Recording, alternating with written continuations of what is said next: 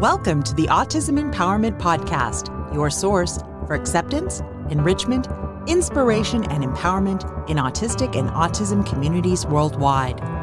Wherever you identify in your autism or autistic journey, Autism Empowerment is here to meet you along the way. We're an autistic-led podcast, 501c3 nonprofit charity, and publisher of Spectrum Life magazine. In today's episode, we're previewing the winter 2021 issue of Spectrum Life magazine. We'll be talking about inclusion, mental health, and occasions where adversity led to autistic and disability rights advocacy. And we'll be sharing some holiday cheer autism empowerment style. Let's get going. And we're back in the studio. Happy winter to you, my podcasting partner. Hello, John. You are in a cheery mood. How can I not be in a cheery mood? This is our quarterly preview show of our upcoming winter issue of Spectrum Life magazine. And as always, I'm happy to be here with you and our listeners. Well, John, I am loving your positive feelings, and I want to feed off of that as well. That sounds good. So hello to our podcast friends and listeners out there. Thank you so much for joining us here today for the Autism Empowerment Podcast. We are back. My name is Karen Krecha, and I am the Executive Director and co-founder of Autism Empowerment and one of your regular hosts. I'm here with my husband, John Krecha, who is our Programs Director and other co-founder. Today is our behind-the-scenes preview of the winter 2021 issue of Spectrum Life magazine.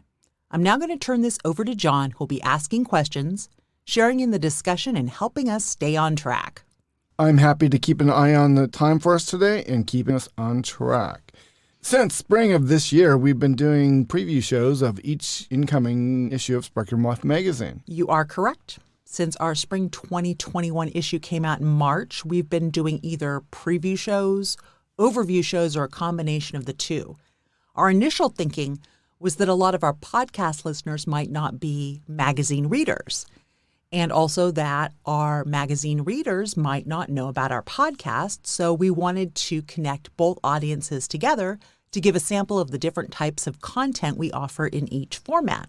Some of the benefits of doing a podcast episode about the magazine are that people learn what kind of stories and topics we're featuring in each issue. And we also have the opportunity to share fun facts and interesting behind-the-scenes details that they wouldn't learn otherwise, since there's only so much space in a print publication. So you know I'm all about the fun facts, right? You're all about the fun facts. When is the next issue coming in, and when can people expect they can pick it up? Thank you for asking. So I have great news. The winter 2021 issue is actually currently out. The distribution throughout Washington and Oregon is now complete. Subscribers' issues have been mailed, and the blog article and the magazine e-zine version is online as well. Well, to be fully transparent, I knew already that the magazine was out, and I just wanted you to share the news. Thank you, John. That's pretty funny. Thank you for your transparency. Of course, as the person who actually physically does the in-person distribution, you've had the opportunity to see firsthand how businesses in our area have been closed down and then opened up over the past couple years. With your delivery this time, do you have any observations to share? Well, a lot more places are now open and taking the magazine. Right before the pandemic started, we were right around 550 or so distributions points. And then during the pandemic, it went down to around 350, 300. And with this particular issue, we'll be at 556 locations, which is our most ever. Oh, that's great. It's nice to know that the magazine can still expand its impact, even though it's been a challenging time in our lives. And it's interesting because a lot of places are still closed to the magazine, such as a lot of hospitals and medical facilities. So once those things are back up and running, we'll even have a bigger reach. That's true. And I know we get a lot of requests for additional expansion into those places. So that's something we're always open to as well. Of course, this time I remember something actually interesting. You were stopped for your deliveries by something completely different. I was completely stopped, and it was twice. And what would that be that you were stopped by? Geese. Geese. Yes, geese. Geese. A geese brigade? That is very clever. Yes, you could call it a geese brigade. So it's interesting that you say a geese brigade. That's pretty hard to say for me, but we'll go with that. And it not only happened once, it happened twice. 2 geese brigades? Yes. The first time when I was in Beaverton, I was coming down the road and the traffic was stopped and the geese were blocking the other road of traffic. And I went on to do my delivery and I was coming back and the geese were still there blocking traffic. Why did the geese cross the road? It probably was trying to get to the other side, I would think. That was great. But the second time happened 2 days later when I was in Salem, and another geese brigade apparently decided to barricade my way as well. Barricade your way. Was it a gaggle of geese? It was very good. It was a gaggle of geese. And just for our listeners to know, no geese were harmed in the distribution of Spectrum Life magazine. Oh, no. We're animal lovers here. In fact, I will put pictures up on our Autism Empowerment podcast.org website showing the Geese Brigade. So moving on from the Geese Brigade, I just like saying that. Where can people find a copy of Spectrum Life magazine? So we know it's in Beaverton and Salem now. We do. Oh, by the way, one quick question. And Sure. I'm sorry, I just have to ask. When the geese were crossing the road, were they crossing at a geese crossing sign? Well, I looked and there was no geese crossing sign, but there was no policeman to arrest them. Goose on the loose. Ba-dum-bum. Okay, so to answer your question and to spare our listeners any more torment, if you live in Washington or Oregon, you can check out our spectrumlife.org website under the Find a Copy section to find where you can pick up our most current issue. You can also subscribe there, and you can also read the electronic version of the magazine online or individual blog articles. So let's dive right in and start going over this issue.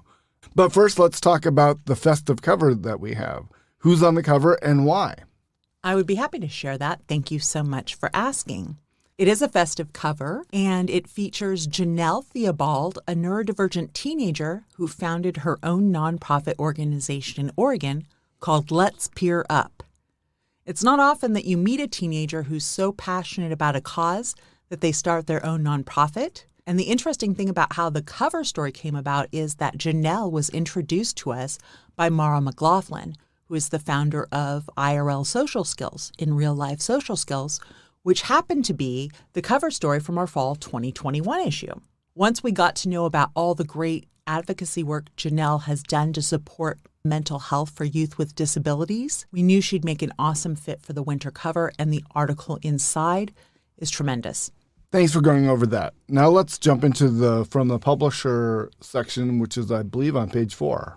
Thank you, John. In every issue of our magazine on page 4, I write a welcome and introduction to that issue's articles in my From the Publisher column.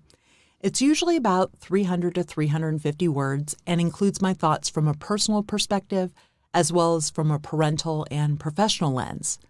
My goal each time is to try and briefly weave together how that particular issue is laid out and comes together. This time around, we had a unique statistic to share. It was the first time that we had ever released 2 winter issues in the same year, and that was due to the pandemic. Our issue, which should have come out in December of 2020, was pushed to January 2021. Also somewhat unique to this issue is that almost every article that was submitted came into us at over the anticipated word count. It was well over the word count that we requested. Yeah, in some cases, way over. I trimmed some here and there, and a couple of the articles ended up having extended versions on our website. However, we decided that because the content that we received was so important, it was okay if we had 1 or 2 less articles this time around, as long as the articles that we did have had rich content that our readers were going to want to learn about. Also, what I love about this particular issue is that as you read each piece, there's a consistent theme of our writers and our interviewees turning big challenges and adversities they've had in their lives or in the lives of their children into the kind of advocacy and activity that makes our world a more welcoming and inclusive place for all. Did you know there's a fun fact about 2021 as well? I'm sure there's many fun facts about 2021, but did you want to share one in particular? This is the first time we ever had 5 issues in the same year. That's true. That is true. As a quarterly publication, to have 5 issues, that's confusing. Anyway, let's move on. Let's go to our first section, which is advocacy. Okay. The first was an interview that you did with Jenell Theobald and her nonprofit, Let's Peer Up. Janelle brings a perspective to the magazine that we haven't had before in any of our interviews. We like to shine a light on people from different backgrounds and circumstances who are doing incredible things. Janelle comes from a multicultural background. Her mom is a first-generation immigrant, and some of her dad's ancestors can be traced all the way back to the Mayflower. That's a fun fact just in and of itself. That's an interesting fact, I thought. As Janelle describes it, she was born with both physical and mental disabilities. In addition to being diagnosed autistic at age 5, she was born with a congenital eye defect that prevents her from opening her eyes all the way. You may notice that when you look at her picture on the cover of the magazine. Growing up, she learned academic stuff really easily, but she struggled with social and behavioral aspects, and unfortunately, she was bullied a lot. By 5th grade, she had switched among 7 different schools, and unfortunately, it wasn't until that time that she had found her first real friend. But fortunately, Janelle didn't let that stop her.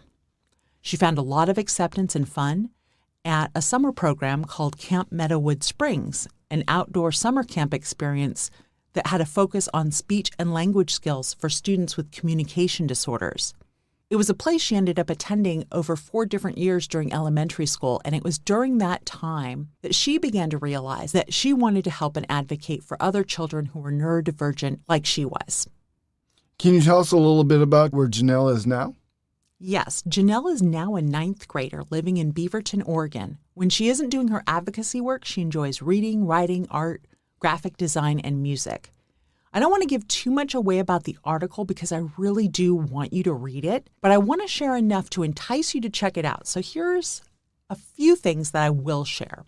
Let's Peer Up. First of all, that's the name of her nonprofit organization. And it started as a nonprofit when Janelle was in middle school. Now, John, you and I know what it's like to start a nonprofit organization. It takes a lot of work and effort. It does take a lot of work and effort, and we're adults. Imagine starting a 501c3 nonprofit organization back when you were a teen. To me, that's inspirational in and of itself. Yes, it is. Originally, when she started the nonprofit, it was to be able to help peers find friends. So elementary school kids, middle school kids, to be able to find friends. But then there was a program called Best Buddies that came into their area. So she shifted from that, and now her focus is on advocating for equal representation of people with disabilities. Her advocacy issues focus on diversity, not only on racial diversity, but neurodiversity. And she has an emphasis on mental health support, particularly for youth. Although, quite frankly, I know that she's advocating for mental health support for anyone with disabilities. She actually convinced the city that she lives in to establish an American with Disabilities Act Technical Advisory Committee. They didn't have one. That's going to be starting in January of 2022. She is a powerhouse in our area. And if you read the article and see who she has spoken to, you will see this. One thing I know for sure is that she is looking for other youth, teens, adults, and advisors to join in the cause, because this is something that is bigger than just Let's Peer Up. A lot of people need to come together to find more mental health support and services. So email her at letspeerup@gmail.com if you're a mental health advocate or if you're interested in advocacy and want to get involved in some way, and she'll be able to talk with you a little bit more about that. She definitely is a powerhouse. And now moving on to Lifespan, another powerhouse. We're starting out with a new autistic writer for Spectrum Life magazine, Becca Laurie Hector. Yes, and although Becca is new to Spectrum Life, she's written for a variety of autism and neurodivergent publications and blogs. Becca's feature was this issue's Stories from the Spectrum, Autism from an Autistic Perspective series feature, and that's a feature that we have in all of our issues. I think this piece will be very interesting for adults who were diagnosed later in life like myself, as well as for young adults who might be interested in finding support and mentoring to move beyond surviving to thriving. Becca was diagnosed at age 36, and the beginning part of the article shares some of her thoughts and feelings on that revelation and the process afterward of rediscovering herself from that new autistic lens. It became a journey of self-discovery, which ended up in an autistic epiphany where she was able to thrive and create the life of her dreams, one she did not need a vacation from. And I love that line.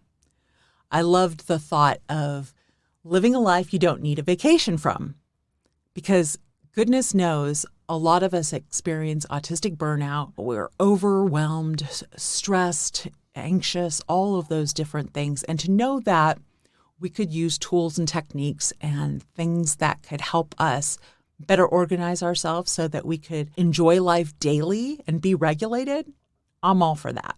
So I really loved that line about the vacation. But what I love even more is that Becca is doing coaching and training to help other autistic people live what she calls a self-defined life. One of our end goals at Autism Empowerment is to be able to help empower people to thrive. So check out Becca's article and also check out BeccaLaurie.com, because she offers a webinar series, articles, and a lot more help and support there, including a virtual course called Self-Defined Living, A Path to a Quality Autistic Life. It's nice that she's giving back to our community, just like Janelle. Now, the next one in Lifespan is Ask Spectrum Life. Can you tell our listeners more about what this column is all about? Yes, typically the Ask Spectrum Life column covers frequently asked questions that come in, where the answers would be applicable to a significant number of readers. So oftentimes the column involves resources or giving people a heads up about a service or program they might qualify for that they're unaware of. An example of topics we've covered in the past could be employment, housing, transportation, that kind of thing.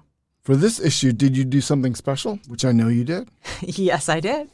So it really isn't a very well-kept secret that many of us who are autistic have the tendency to listen to the same songs over and over again on loop. Do you mean like Christmas music being played the day after Thanksgiving and still going? Well, that would be one example, yes, especially if it's given our preference. Does that ever happen? In our household, of course. Now, when it comes to holiday music, the radio stations help accommodate us. They actually have a very small playlist of songs that they play over and over again. So anyway, one of the things I personally love doing and can't help but do is write song parodies in my head to different songs. So this time I thought what might be kind of fun for the magazine is to add some lightness to the season, and I adapted a few holiday songs to reflect thoughts about our community. I mean, this is like a big gift with a big bow on it for our community, right? Are you putting gift in quotes as sarcasm, or are you sincere? No, absolutely not. I love your singing and your witticisms. Ah, okay. Yeah. So it's meant to be fun. It's meant to add a little bit of humor. And if it's something that people like, then I will come up with more next year. So would you be willing to sing to our listeners one of the songs that you wrote? Absolutely. I'm up for a little fun. Now, understand this is going to be a cappella. And if I don't scare people away, I think it would be fun to actually record these to music and video and maybe do something like what the Holderness family does, which if you are Gen X, you might know who they are. They do a lot of song parody videos. Anyway, I am happy to give it a shot. So this song is sung to the tune of I Saw Mommy Kissing Santa Claus. Okay. So it's called I'm Preparing for the IEP. Oh, nice play on words there.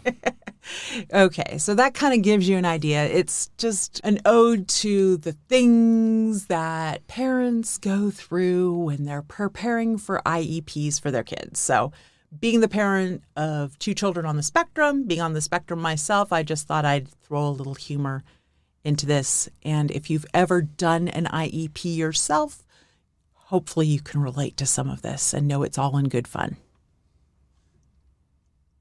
Wow, these procedural safeguards are confusing. I'm preparing for the IEP, meeting that will accommodate my child. I might need a little wine or some help from the divine. To get this thing just right, I doubt I'll get much sleep tonight. The jargon and acronyms bewilder me. IDEALRE and FAPE. They say I'm a mama bear, but the truth is I just care. I want my child to thrive and shine their light.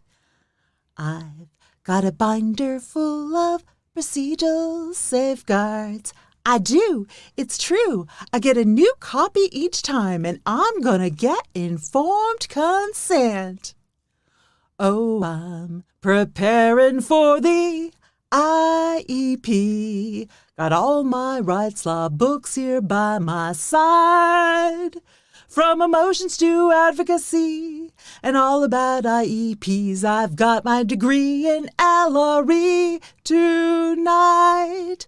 From emotions to advocacy and all about IEPs. I've got my degree in LRE tonight. I did. I really did learn the acronyms. Least restrictive environment, free and appropriate education, individualized education program, Individuals with Disabilities Education Act. Never stop advocating. Wow. Wow. Yes. That was a big present with a big bow on it. Okay, I know that wow was in quotes. So. I apologize. Okay, but it was fun. Come on. It was fantastic. Okay, get a little bit of music behind it. Get that little whine and some help from the divine, and I could probably get it on key. So, yeah. You did great. Thank you. Could you see it as a yearly thing? I could. I'm looking for volume 2 next year. Yeah. You know what I'm hoping? I am hoping that people will have a good sense of humor about this, and we can put the lyrics out there. We could do some... And have people record it and send in their videos. Do some karaoke, do some videos. Actually, I know some professional musicians, and maybe I could have some people record this, and we could get it out there. There you go. Send it over to Rights Law. Since those books that I mentioned in the song were legitimate books, I actually have those, and I used those when I was preparing for the IEP. That's another fun fact. Indeed. All of these fun facts today. Okay. I thank you, John. The next section in the magazine, which is recreation, is going to be passed over to you because, John, you did an interview with G. Cody QJ Goldberg, who's the founder and executive director of Harper's Playground. Well, thanks, Karen, for passing that back to me. Yes, I did. And I have to say, I surely learned a lot about both the nonprofit and what's ADA accessible and what's really truly accessible as far as playgrounds are concerned. I hope our listeners will read this article no matter where they live because it's really applicable for any place. Portland or Miami, San Diego, New York City, Paris, wherever. It's pretty much a really great article to learn about accessibility and what's really important as far as inclusion goes. Harper's Playground is not just an article about the nonprofit or a playground. It's really much more than that. It's about inclusion. It's about how important play is and about how inclusion should go beyond the playground. Well, that sounds really amazing. And I was hoping you might share a little bit more of the backstory. Oh, absolutely. So Harper's Playground is named for Harper Goldberg, the founder's daughter. She inspired the name for the playground in the summer of 2009 when she and her little yellow walker were trying to access a play structure. The play structure was technically ADA accessible, but it really wasn't because her walker got stuck in the wood chips. From there, that inspired Cody and his wife to do something more about it. The name was chosen because it almost immediately tells the story of Harper and her struggle to access play. Cody is a big believer in the power of storytelling as it illustrates a point and it can inspire people to action. And that's what they're looking to do is inspire people to action. Harper's story is about inspiration and determination. I love that, John. And one of the things that I thought was really unique about Harper's Playground is it's more than just the name of a nonprofit. It's named after a young girl, but the nonprofit is so much more. They think about themselves in a variety of ways. They absolutely do. So first, as a nonprofit, what they're trying to create is an inclusive world, one playground at a time. I think that's pretty great. It's neat because there actually is literally a place named Harper's Playground which is within Arbor Lodge Park in North Portland. And I think that was their first project and is distinctive as the only one that carries that Harper's Playground name. That's correct. Harper's Playground is also a unique set of design standards which they offer as consulting. And lastly, but I think the most important part is they feel themselves as a movement to make the world a more inclusive place for everybody.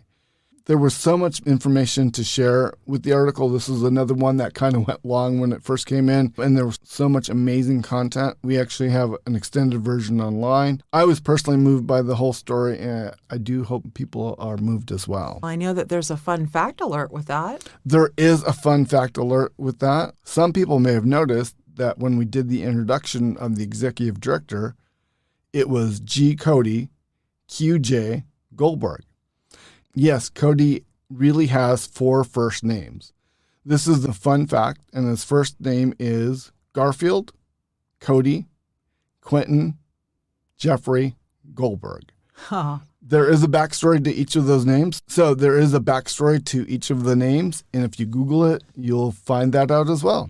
Now that actually is pretty fun. I can only imagine what that must have been like growing up. I know we didn't get a chance to mention this, but Harper's Playground, there have been all sorts of different playgrounds using their model, and they're all over the place. So you'll see pictures of those and descriptions of those too, as well in the article and online. Thank you for mentioning that. In fact, there's a pretty cool one that's actually overseas as well. So moving on to education, the first article was an interview that you did. Yes, thanks, John. The first article was about Wiscarson Law and Diane Wiscarson. Now, for those who are unfamiliar with Diane Wiscarson has been writing for Spectrum Life magazine since spring of 2017, and we thought it would be interesting for the people that we serve to learn Diane's personal backstory and find out what drives her and her team at Wiscarson Law to advocate and fight for students and their families, since their specialty is special education law. In this article, as similar with the one about Harper's Playground, it took a negative experience, in this case with a local school system during an IEP meeting, that lit a fire underneath Diane to go into special education law.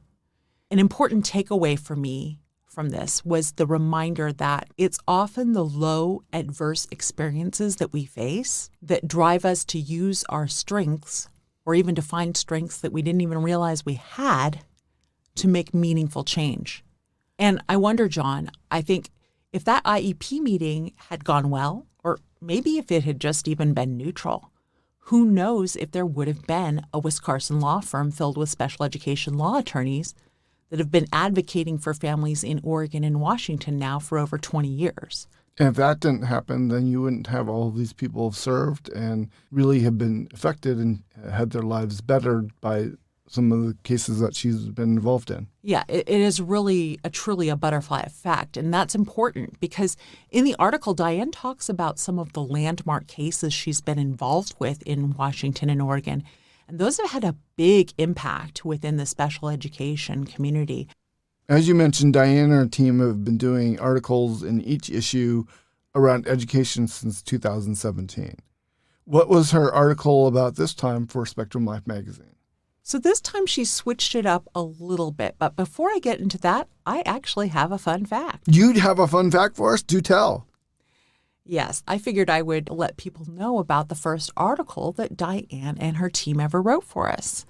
It was called Autism Service Animals Required in the IEP? Not. It was about which law applies on whether you can bring autism service animals to school.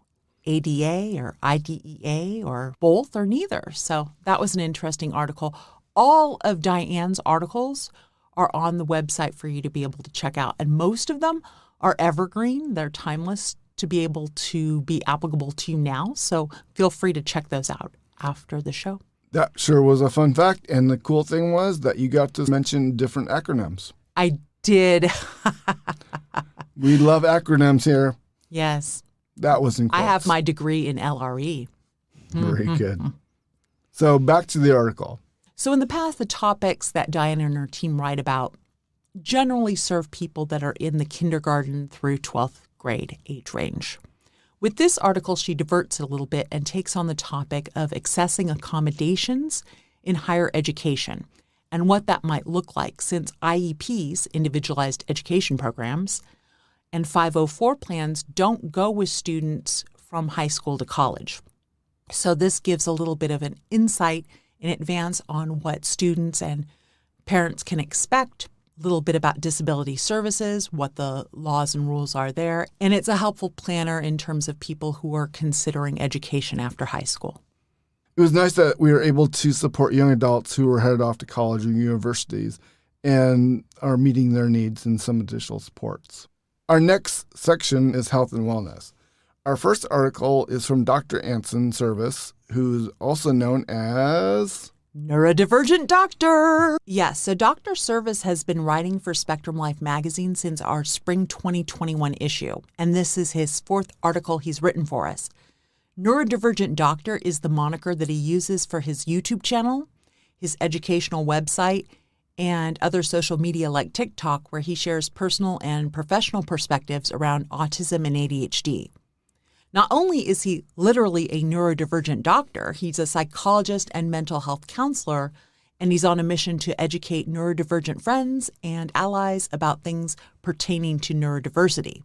In this particular article, which is called "The World is Disordered, Flipping the Script on This Neurotypical Society," he discusses the main points from one of his YouTube videos, Autism, the New View, and addresses three main points. The first is, how is autism typically presented and viewed by the world?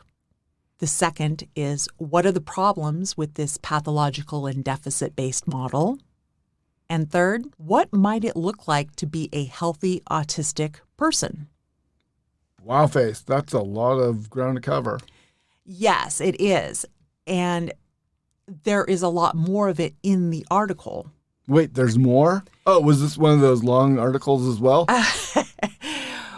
Yes.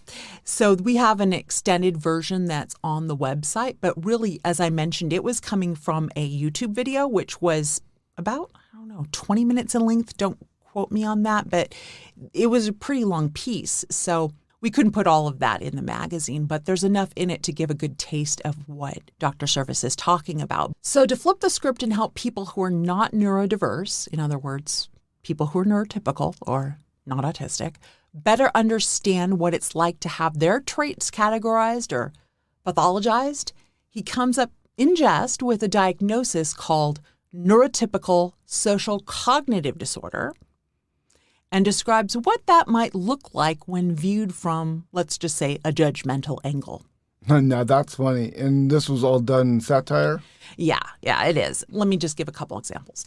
For example, someone experiencing neurotypical social cognitive disorder becomes distressed when alone, cannot entertain themselves well, and seeks out validation with compliments.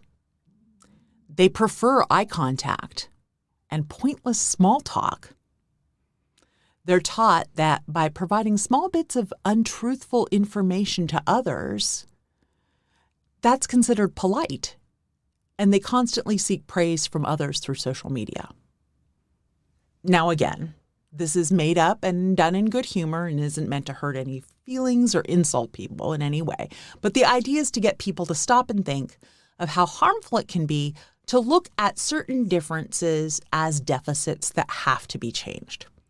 The really empowering parts of the article are truly the sections that highlight different strengths that many autistic people have, and also give an example of what an awesome day might look like for a person on the autism spectrum who would be well supported and well regulated and have their needs met.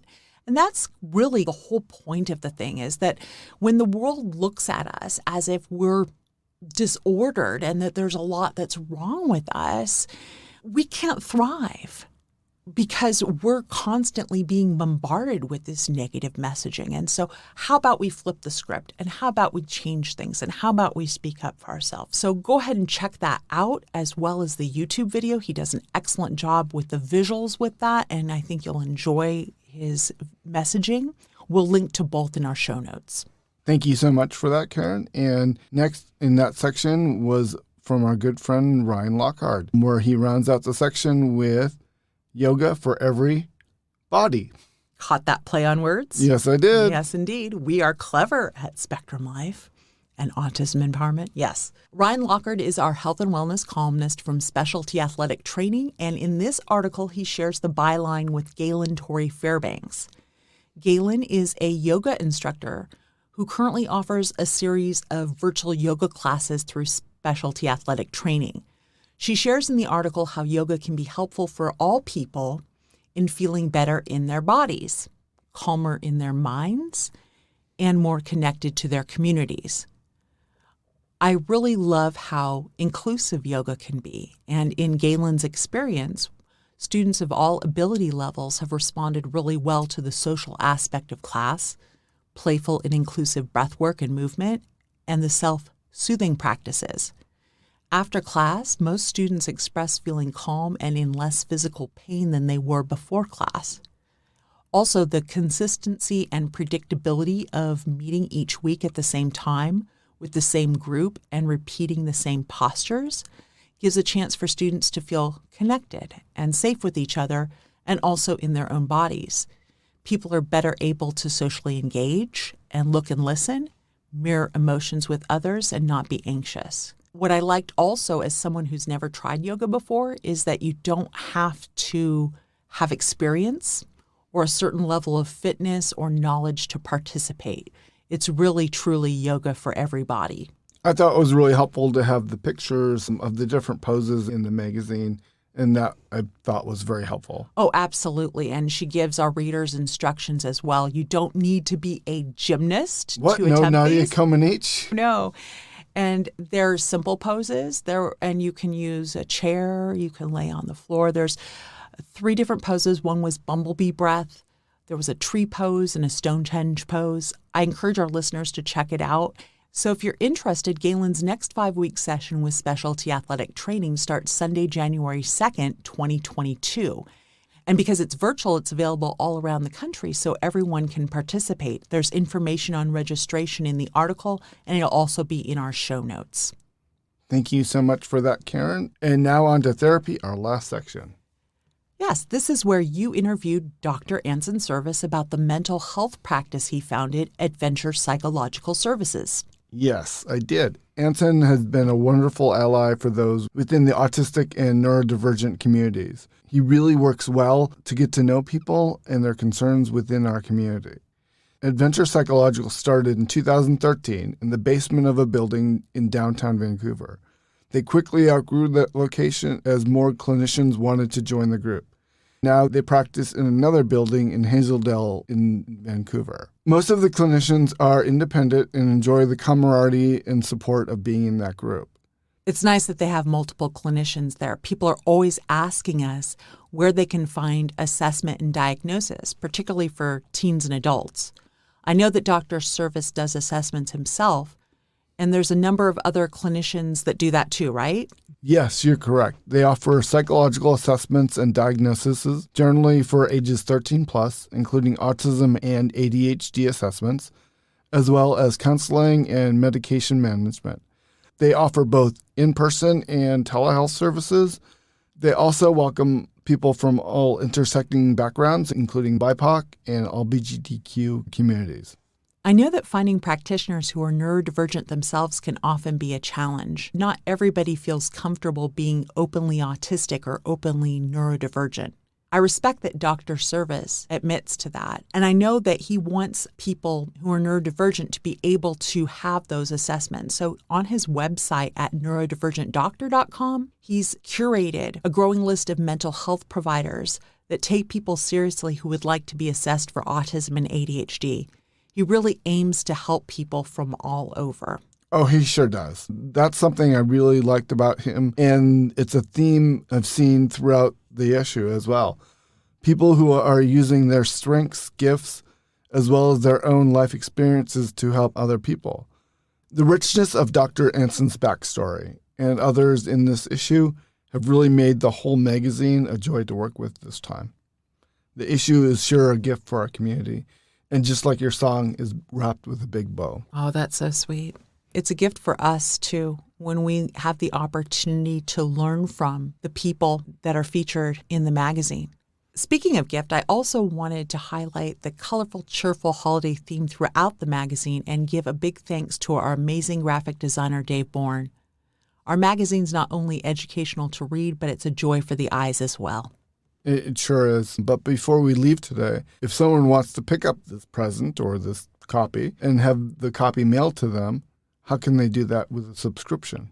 If you'd like to get a copy mailed to your home, we have a subscription option available on our website for $20 a year in the United States. Now, the magazine you'll see on the cover says free. The $20 is really the cost of shipping and handling for the 4 issues. We also have an electronic version of the magazine as well as individual blogs up on the website.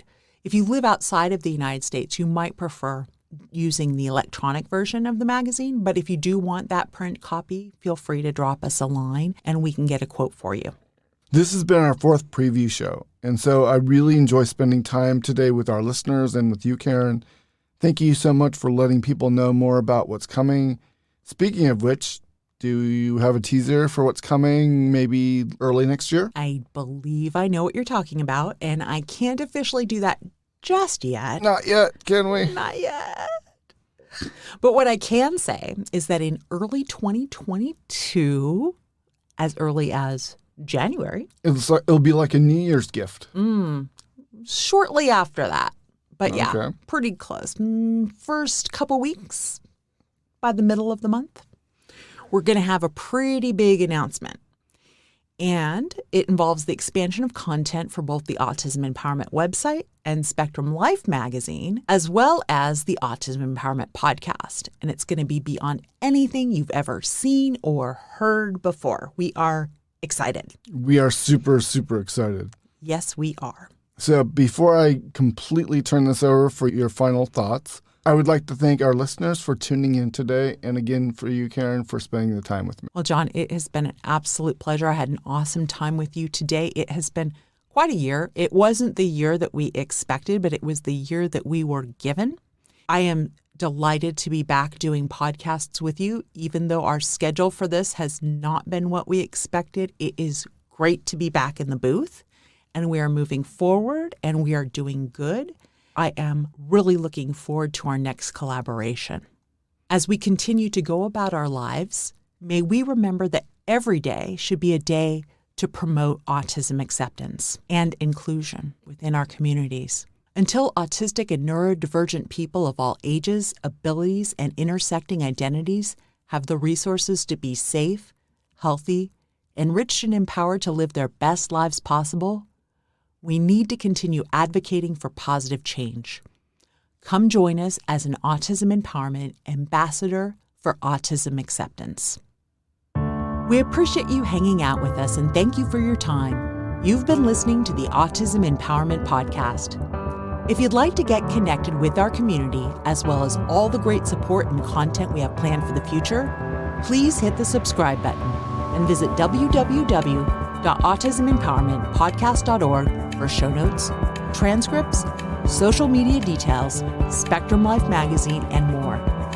As a 501c3 nonprofit charity, we rely upon support from listeners like you to produce our podcast and other programs. We appreciate you leaving a positive review, sharing us with your friends, and considering a tax-deductible donation today. Thank you again.